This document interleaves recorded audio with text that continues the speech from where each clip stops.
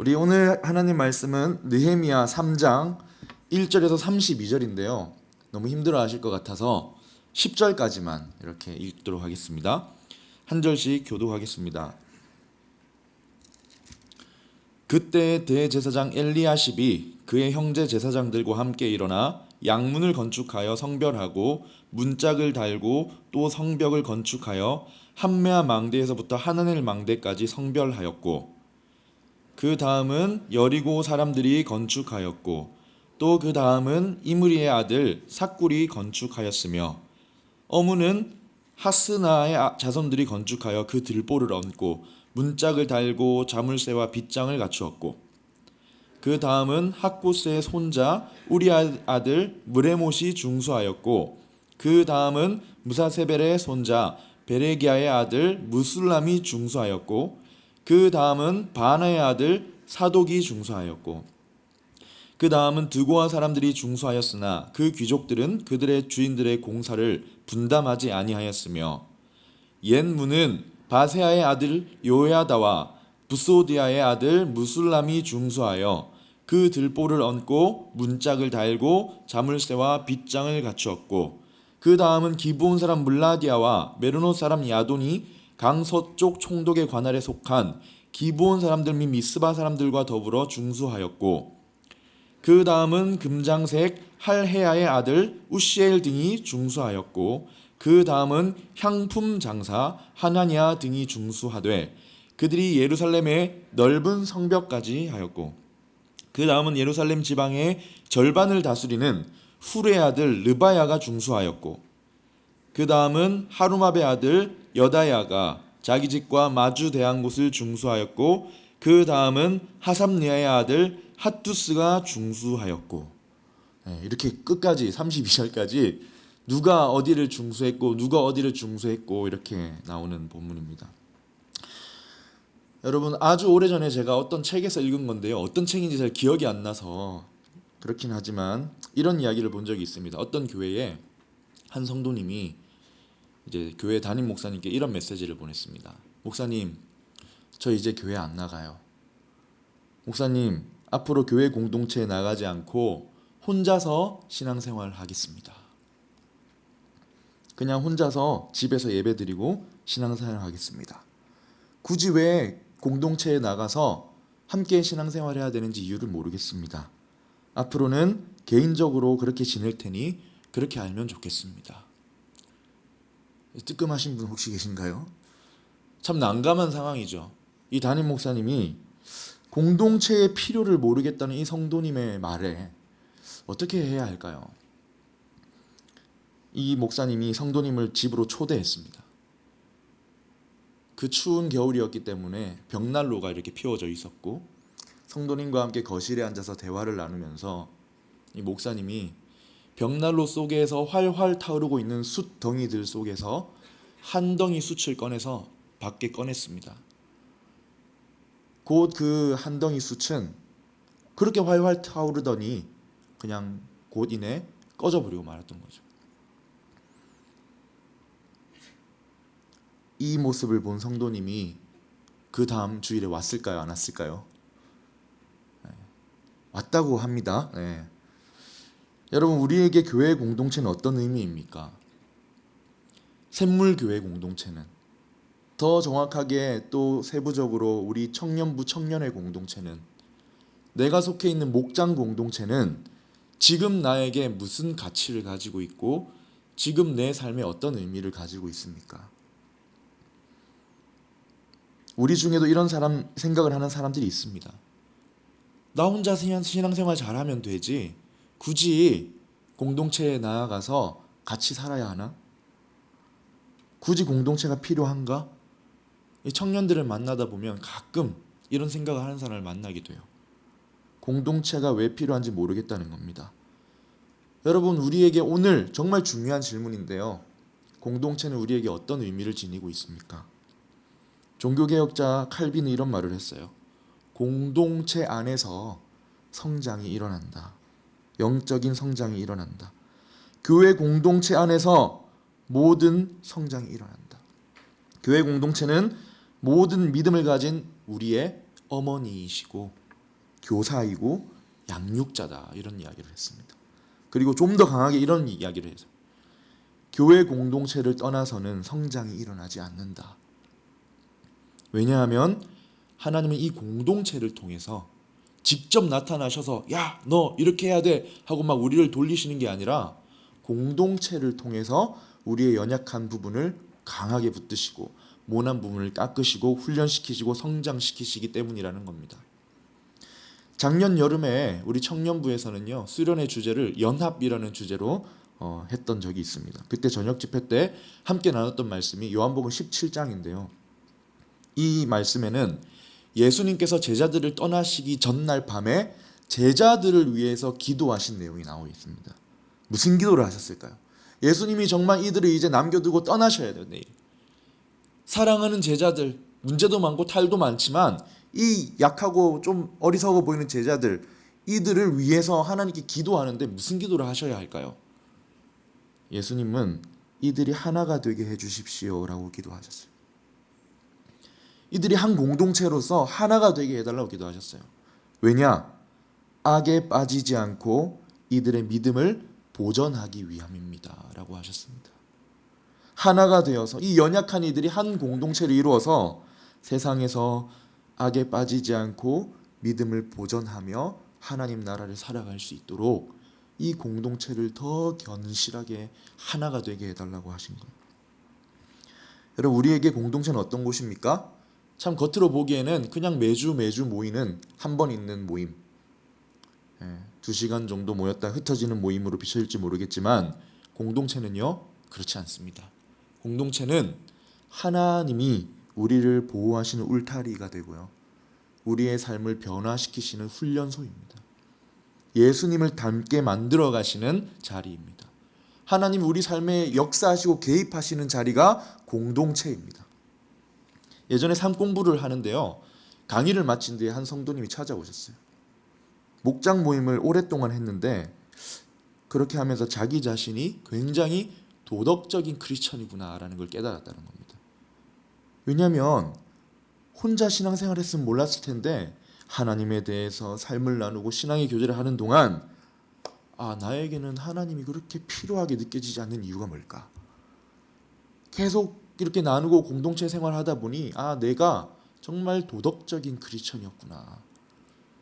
그냥 바르게 살면 되는, 내 자신을 철저하게 가꾸고 철저하게 살아가면 되는 그런 사람이었구나라는 걸 발견하고는 회복해야 되겠다라는 열망을 가지게 되었다는 겁니다.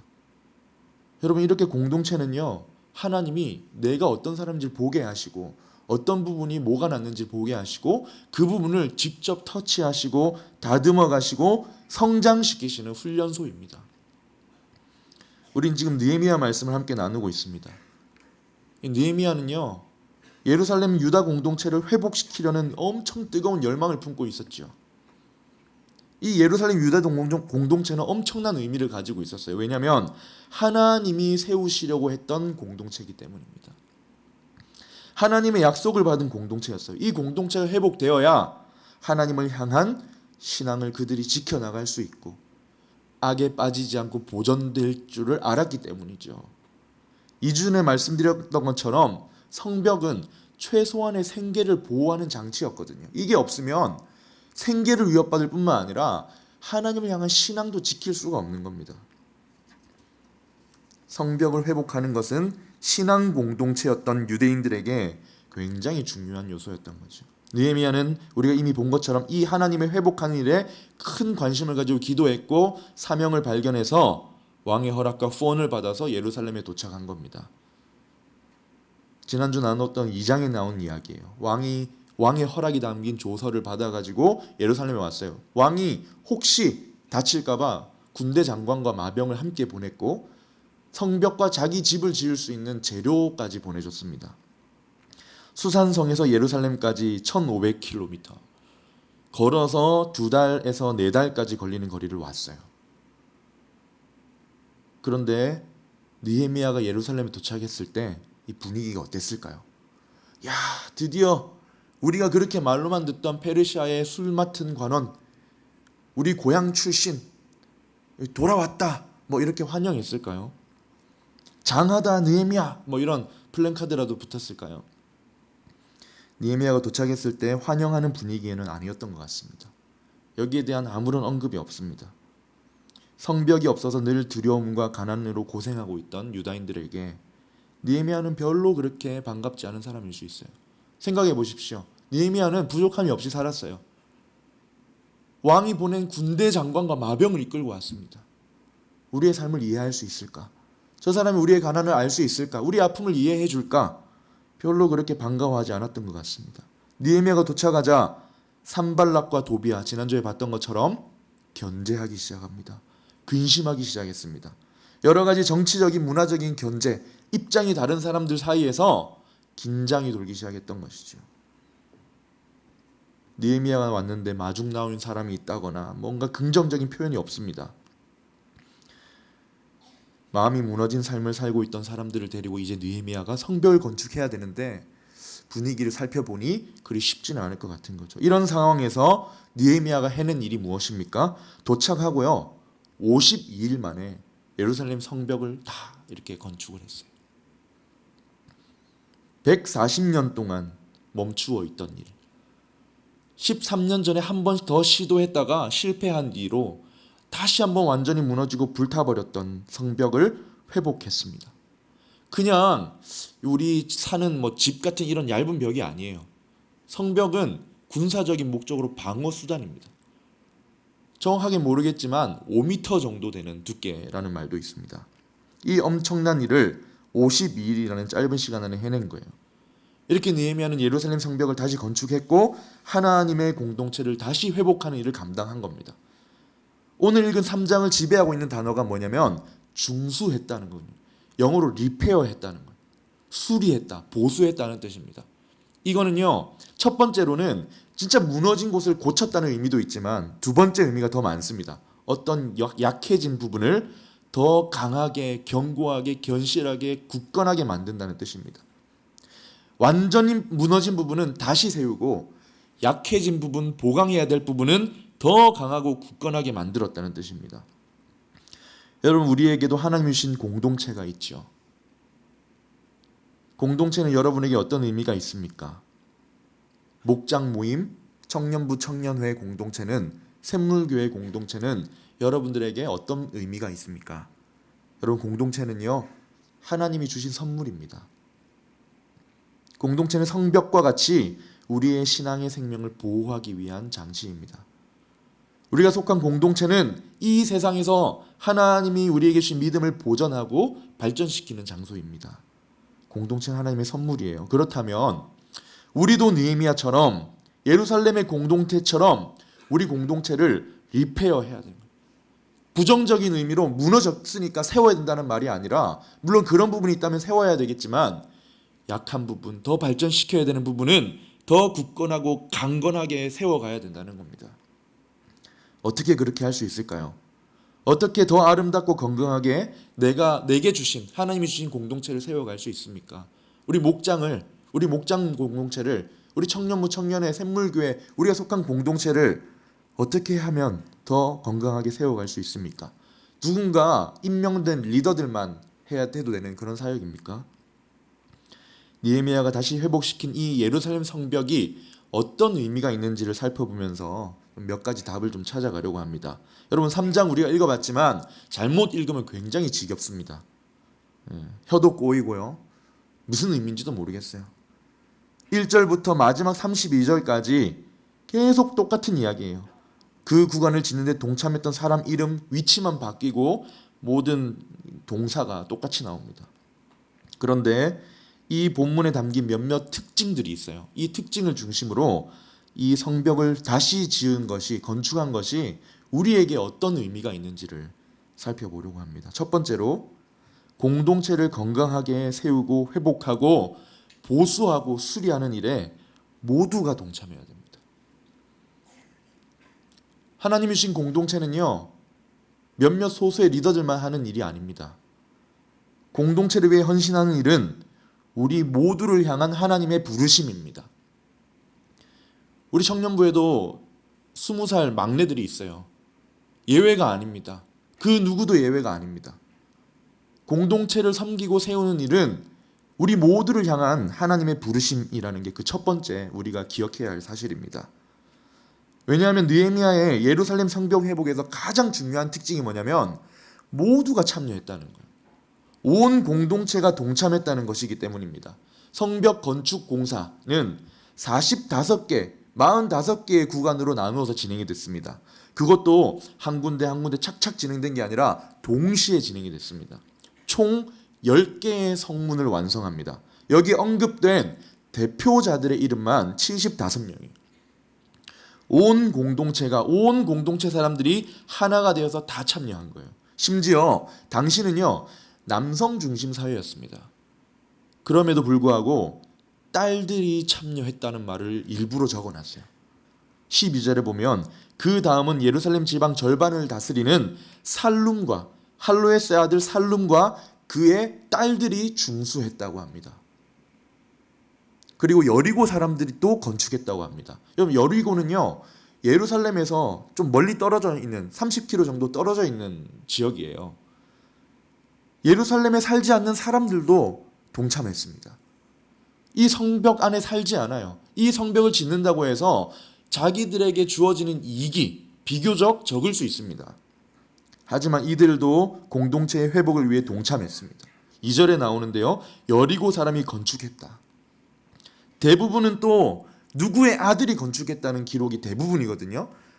누구의 자손이, 누구의 손자가, 어느 지역 사람들이, 뭐 이런 식인데요. 23절에 보면 베냐민과 핫숲이라는 사람은 자녀가 없었는지 어떤 이유인지 모르겠지만 이들 스스로가 성벽 공사에 동참했습니다. 베냐민과 핫숲이 자기 집 맞은편을 중수했다. 이렇게 모든 사람들이 한 마음이 되어서 성벽을 건축하는 일에 동참했어요. 여러분, 공동체에 섬기고 공동체를 세워가고 강하게 만드는 일은요, 저와 몇몇의 목자들이 하는 일이 아니라 우리 모두가 동참해야 되는 일이라는 겁니다. 여러분, 5절에 보면 유일하게 여기에 동참하지 않은 한 사람이 나와요. 의도적으로 기록해뒀습니다. 드고아의 귀족들은 주인들의 공사를 분담하지 않았다. 어떤 이유에서 기록되었는지 모르겠지만 그렇게 어떤 이유에서 동참하지 않았다 이렇게 기록되어 있지는 않지만 참여하지 않은 사람을 기록한 것을 보니 정말 이들 외에는 다 참여했다는 것을 알 수 있는 거죠. 여러분, 우리는 어떻습니까? 공동체를 회복시키고 약해진 부분을 다시 보강하고 견고하게 세우는 일에 관심이 있으십니까? 하나님의 공동체로 만들고 여러 가지 다양한 사역에 자발적으로 동참해서 크고 작은 일, 여러 가지 일, 나는 모르지만, 결과를 모르지만 하나님의 부르심을 따라서 공동체를 함께 세워가는 이 일은 누구의 일입니까? 느헤미야 혼자의 일이 아니었고 귀족들이나 지도자들 몇몇의 일이 아니라 모든 사람들이 함께 일어나서 건축에 참여했습니다. 여러분, 멀리 있는 사람도 참여했어요. 우리 청년부에도 작년에 이제 저기 멀리 있는 학교를 다니는 사람이 같은 학교 사람이 3명이 있었습니다. 저희 포항에 멀리 있으니까 학기 중에는 못 올라오는 거예요. 그러니까 한 명이 자원을 해서 자기가 그 3명을 데리고 모임을 하는 거예요. 주일날 같이 예배드리고 같이 점심을 먹고 같이 기도 제목을 나누고. 여러분, 직접 성벽을 지었을 때 나에게 돌아오는 유익이 얼마나 크냐 작으냐가 아니라 하나님의 공동체이기 때문에, 하나님이 나를 그 자리에 부르셨기 때문에 관심을 가지면요, 할 일이 생기는 겁니다. 관심을 가지면 하나님이 나를 어떻게 쓰려고 하시는지 발견하게 되는 거예요. 첫 번째, 우리는 공동체를 건강하게 세우고 회복하는 일에 모두가 동참해야 된다고 했습니다. 모두를 향한 하나님의 부르심이라고 했습니다. 두 번째는요, 첫 번째와 좀 비슷한데요, 좀 더 나아가서 정말 다양한 사람들이 다양한 모습으로 자기에게 주어진 사명을 감당하고 있습니다. 공동체를 더 견고하게 세워가기 위해서 우리도 참 다양한 자리에서 다양한 성향의 사람들이 함께 한 마음이 되어서 사명을 감당하는 것입니다. 여러분, 성벽 건축 공사에요, 참여했던 이 사람들이 종사했던 직업의 종류가 15개입니다.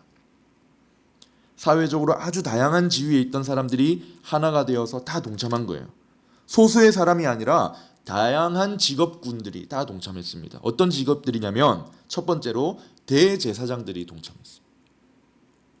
대제사장은 뭐 해야 하는 사람입니까? 성전에서 하나님을 섬기는 사람이죠. 뒤로 뺄 수 있어요. 아, 나는 하나님 섬겨야 되는 사람이야. 성경에 있잖아. 성경도 몰라? 하면서 자기는 빠질 수 있어요. 하지만 가장 먼저 1절에 보면 대제사장 엘리야십이 그의 동료 제사장들과 함께 양문을 건축하고 하나님께 바쳤다라고 되어 있어요. 성읍의 관리인들, 이 관리인들, 장관들이라고 할 수 있을지 모르겠지만 이 관리인들도 동참했습니다. 레위인들, 성전에서 잡일하던 약간 종처럼 부려던 사람들, 문지기들, 그리고 상인들, 금장색들. 금장색은 뭐냐면 금을 녹여서 모양을 만들고 새기는 사람들이거든요. 그 보석을 파는 사람들이에요. 금장색들, 향품 파는 사람들.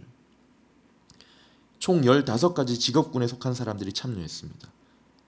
1절에 아까 말씀드린 것처럼 엘리야십이란 대제사장이 일어났습니다. 양문에서 시작해서 시계 반대 방향으로 뺑 돌아가지고 양문에서 맞춰요. 양문을 짓고 뺑 돌아서 양문에서 마칩니다. 지도를 한번 띄워주시면 좋겠습니다. 혹시 이게 이제 느헤미야가 완성했던 52일 만에 완성했던 그 성벽의 모양인데요. 제일 위에 지금 너무 글씨가 작아서 안 보이는데 한 번 더 확대해 주시면 저기 쉽 게이트라는 거 보이시나요? 저희가 양문입니다. 하나님의 성전에 예배하고 제사하러 갈 때 양들을 데리고 드나들던 문입니다. 여기서부터 시계 반시계 방향으로 돌아서 피쉬 게이트라고 있죠. 어문, 우리가 읽었던 어문, 옛문, 넓은 성벽 이런 식으로 뺑 돌아서 다시 양문까지 보수하고 성벽을 재건하는 일을 한 것입니다. 성의 북동쪽에 성전이 있었습니다. 그러니까 지금 양문 근처에 성전이 있는 겁니다. 북동쪽은 가장 적의 침략을 받기 쉬운 곳이기 때문에 가장 먼저 했기도 하지만 성전 가장 가까운 곳에 있는 양문부터 시작했습니다. 왜 그럴까요? 왜 대제사장이 하필 처음에 나왔을까요? 하나님께 드리는 예배와 관련된 곳을 가장 먼저 회복한 것이지요. 그 다음 우리가 8절과 9절을 보면 또 다른 직업군이 등장합니다. 그 다음은 금장색 할헤의 아들 우시엘, 그리고 향품 장사 하나냐, 이런 사람들이 또 나와요. 9절에 보면 예루살렘 지방의 절반을 다스리는 후르의 아들 르바야가 중수했다가 나옵니다.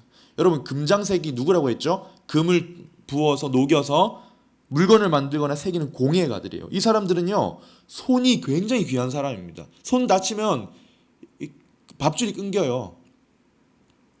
성벽을 쌓는 일은 손으로 해요, 발로 해요?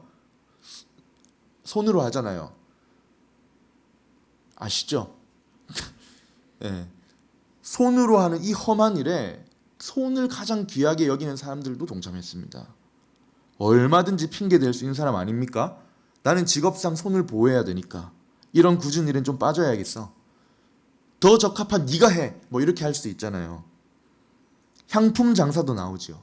당시 사회에도 길드, 조합이 있었답니다. 이 조합을 중심으로 이 같은 직업군들이 그 자리를 차지한 거예요. 그리고 동참한 겁니다. 여러분, 여기서 금장색 향품 장사는요, 아주 수입이 짭짤한 직업이었대요. 금으로 만든 작품과 향품 누가 사겠어요? 돈 있는 사람들이 사겠죠. 귀족들이 사겠죠.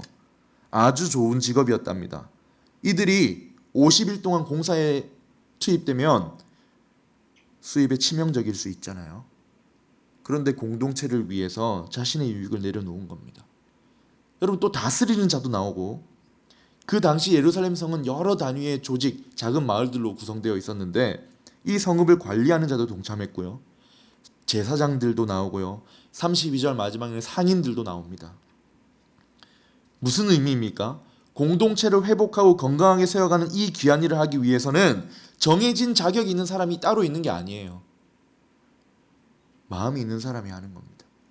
제사장도 하고요. 마을을 다스리는 지도자도 하고요. 금장색도 하고요. 상인도 하고요. 향품 파는 사람도 하고요. 종들도 합니다. 모두가 동참해서 그 일을 합니다. 혹시 우리 가운데 공동체 세우는 일에는 어느 정도 교육받고 준비된 사람 누군가가 해야 되는 일이지 내 일은 아니야 라고 생각하는 사람이 있진 않습니까? 나만 아니면 돼. 아니면 내가 할 수 있는 일은 아니다. 이런 가장된 겸손 뒤에 숨어 있는 사람은 없는지요? 모두가 함께 세워가야 하는 겁니다. 그리고 참여한 사람들도 다양하지만요. 이 역할도 되게 다양합니다. 성벽이라고 해서 같은 성벽이 아니거든요. 혹시 아까 그 지도를 한 번 더 보여주시면 좋겠습니다. 아랫 부분의 지도. 네. 저기 이제 뾰족한 부분은 굉장히 지형이 좋지 않은 지형입니다. 저기 좀 그렇지만 저기 덩 게이트는 그거거든요. 인분, 예. 분문이에요. 그래서 쓰레기장 같이 냄새 나는 곳. 저기는 골짜기입니다. 골짜기. 그래서 느헤미야가 2장에서 밤에 조사를 나갔을 때 타고 가던 말이 지나갈 자리가 없어서 내려서 갈 수밖에 없었던 자리. 완전히 허물어진 자리. 너무 가파르니까 그 성벽이 허물어지면서 흔적이 어디였었는지 찾아볼 수 없을 정도로 그냥 돌이 막 너저분하게 떨어져 버렸는 거예요. 이 부분 누가 맡아야 됩니까? 저기 아까 위에 성벽 보면 넓은 성벽도 나와요. 두꺼운 성벽, 넓은 벽. 힘들지 않겠어요? 다른 벽에 비해서? 누가 해야 됩니까? 비교적 긴 부분도 나오거든요. 누가 해야 되죠? 사실 이 중에서는 정말 사람들이 많이 지나다니는 길목에 있는 벽도 있어요. 조금만 땀 한 방울만 나도 일한 티가 팍팍 나는 데도 있습니다. 아, 수고한다고 박수 받는 곳이 있어요. 여러분 어디서 일하고 싶습니까? 나한테 골짜기 문이 주어지면 얼마나 불평이 되시겠어요. 가장 험난한 지역이죠. 그러나 여기 부분을 맡은 사람들 모두가 다양한 곳에서 자기에게 주어진 일에 최선을 다해서 공동체를 섬긴 겁니다. 첫 번째로 우리는 공동체를 건강하게 세운 일에 모두의 부르심이라고 했고, 두 번째는 다양한 사람들이 다양한 곳에서 하나님의 부르심을 따라 섬겨야 된다고 했습니다. 세 번째 마지막입니다. 이렇게 힘써 공동체를 섬기는 사람들을 하나님이 기억하신다는 거예요. 하나님은 한 사람에게 관심이 많으세요. 그냥 퉁 쳐서 예루살렘의 유대인들이 50일 동안 중수하였더라 하면 되는데 그 75명의 대표자들 이름을 다 적으셨습니다. 하나님의 공동체를 회복하는 귀한 일에 삶을 들였던 이들의 이름을 하나하나 기록하셨습니다. 그 중에서도 오늘 말씀에 딱 한 명은요, 칭찬을 받습니다. 바룩이라는 사람인데요. 그 사람이 왜 칭찬받았는지 모르겠어요. 어떤 태도로 섬겼는지. 그러나 그의 섬김에 대해서 힘써서 중수했다라고 합니다. 20절인데요. 제가 한번 읽어보겠습니다. 그 다음은 삽배의 아들 바룩이 한 부분을 힘써 중수하여 성 구비에서부터 대제사장 엘리야십의 집문에 이르렀고, 뭐라고 칭찬하죠? 힘써서 중수했다. 다른 이들은 열심히 다 했지만 느헤미야가 볼 때, 하나님이 보실 때 바룩은 좀 달랐나 봐요. 우리 중에도 다 귀하지만 그 중에 참 귀한 사람들이 있습니다. 누구보다 더 헌신적으로 공동체를 섬기는 사람들이 있어요. 때로는 지치기도 하고 삶에 치이고 자기 삶에도 치이고 뭔가 질서 없어 보이는 그 사역을 감당하면서 지치는 사람도 있어요. 그런 중에도 그 자리를 지켜서 공동체를 세워가려고 애쓰는 귀한 사람들이 있습니다. 개인적으로 제가 아는 그런 사람들에게 참 많은 위로와 격려를 주고 싶은데 제가 줄 수 있는 위로에 한계가 있다는 것이 참 마음이 아프고 때로 아쉽습니다. 근데 오늘 이렇게 말씀해 보니까 하나님이 아신다는 거예요. 아, 너는 정말 특별하게 힘썼구나. 너는 정말 마음을 다해서 내 부르심에 순종하고 있구나. 지치고 힘들고 골짜기 같은 곳에서도 너가 힘써서 공동체를 세워가고 있구나 아신다는 겁니다. 여러분, 언젠가 떠날 공동체니까 하지 마세요. 하나님이 주신 공동체니까 섬기는 겁니다. 이 섬김은 1년 365일 항상 성벽을 재건하는 게 아니에요. 52일입니다. 52일. 내게 주어진 때가 있고 하나님을 섬길 수 있는 때가 있고 공동체를 섬길 수 있는 때에 최선을 다하는 겁니다. 여기 목자들이 많이 계신데요. 정말 때로 지치고 힘들 때 있지 않습니까? 하나님이 아십니다. 공동체를 위해서 그 자리를 지키고 버티고 그 자리에서 하나님께 기도하고 있는 여러분의 기도 소리를 들으시고 아십니다. 말씀을 정리하기 전에 마지막으로 나누고 싶은 것이 있습니다. 오늘 3장에서 놀라운 것은요, 이 건축이 45개 부분으로 나누어져서 하나의 목적을 위해 온 공동체가 함께 했다는 거였죠. 정치적인 견해, 직업군도 달랐고 지리적인 배경도 달랐고 정말 다양한 이익관계 가진 사람들이 모였지만 함께 했었지요.